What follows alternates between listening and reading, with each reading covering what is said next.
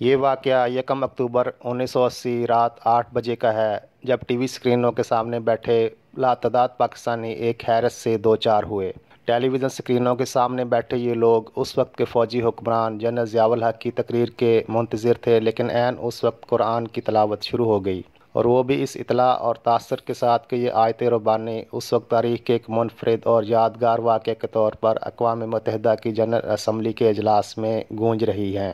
جیسے ہی تلاوت ختم ہوئی، جنرل ضیاء نے اپنے مخصوص لہجے میں نحمدہ و نصلی علی رسولہ الکریم کہہ کر اپنا خطاب شروع کر دیا۔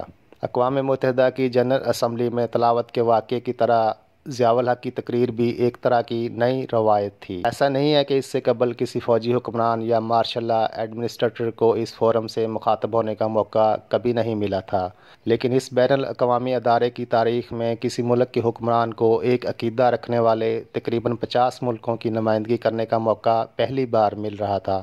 یوں یہ اجلاس اور خطاب یادگار حیثیت اختیار کر گیا۔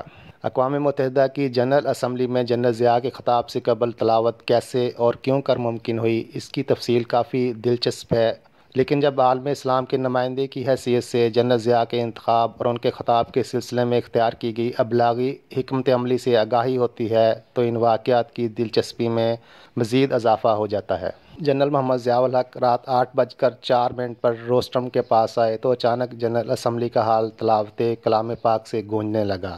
صدر مملکت تعظیمی ہاتھ باندھ کر کھڑے ہو گئے۔ یہ تلاوت شاکر قاسمی نے کی تھی، مگر وہ جنرل اسمبلی کے حال میں نظر نہیں آئے۔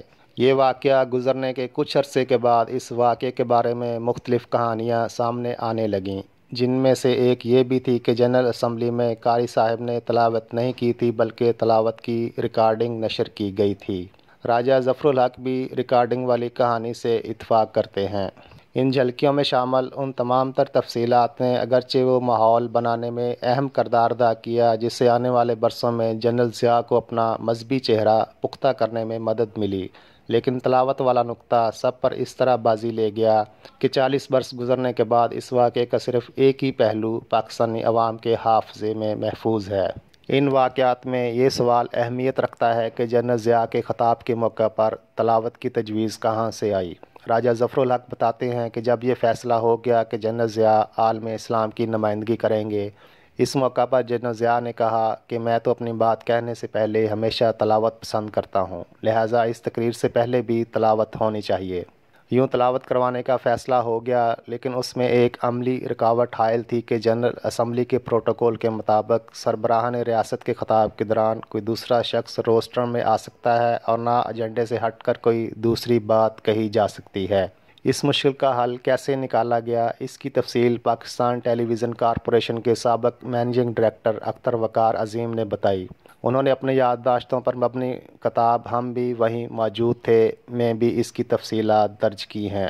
انہوں نے لکھا ہے کہ پی ٹی وی نے اس موقع پر دنیا کے دیگر ٹیلی ویژن چینلز کی طرح جنرل اسمبلی ہال سے مہلک ایک سویٹ بک کروا رکھا تھا، جس میں وہ تمام نشریاتی ساز و سامان اور عملہ موجود تھا جو تقریر کو براہ راست ٹیلی کاسٹ کرنے کے لیے ضروری تھا۔ اس کے علاوہ سویٹ میں 2 دیگر افراد بھی موجود تھے، ان میں ایک ملک کے معروف نیوز کاسٹر اظہر لودھی تھے اور دوسرے قاری صاحب تھے۔ جنرل ضیاء کی تقریر سے کچھ دیر قبل اظہر لودھی سے اعلان کروایا گیا کہ اب سے کچھ دیر کے بعد صدر پاکستان خطاب کرنے والے ہیں، اس سے قبل تلاوت قرآن حکیم سنیے۔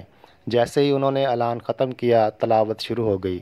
تلاوت کے دوران اسمبلی ہال اور اس کے شرکاء دکھائے گئے، جس سے محسوس ہوا کہ وہ بھی تلاوت سن رہے ہیں۔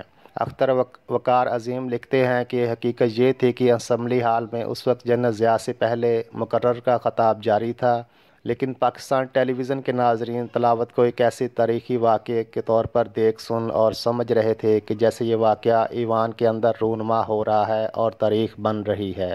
نیو یارک میں جنرل اسمبلی کے سویٹ سے جنرل ضیاء الحق کے خطاب کا اعلان کرنے والے اظہر لودھی کی یادوں میں یہ واقعہ کل کی طرح تازہ ہے۔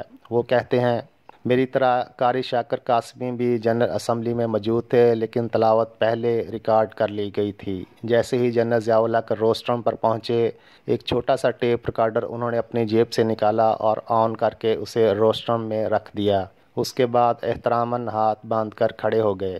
جیسے ہی تلاوت ختم ہوئی، انہوں نے اپنی تقریر شروع کر دی۔ اور یوں پورا عالم اسلام اس بات سے خوش تھا کہ UN میں تلاوت قرآن پاک چلائی گئی، لیکن حقیقت اس کے برعکس نکلی۔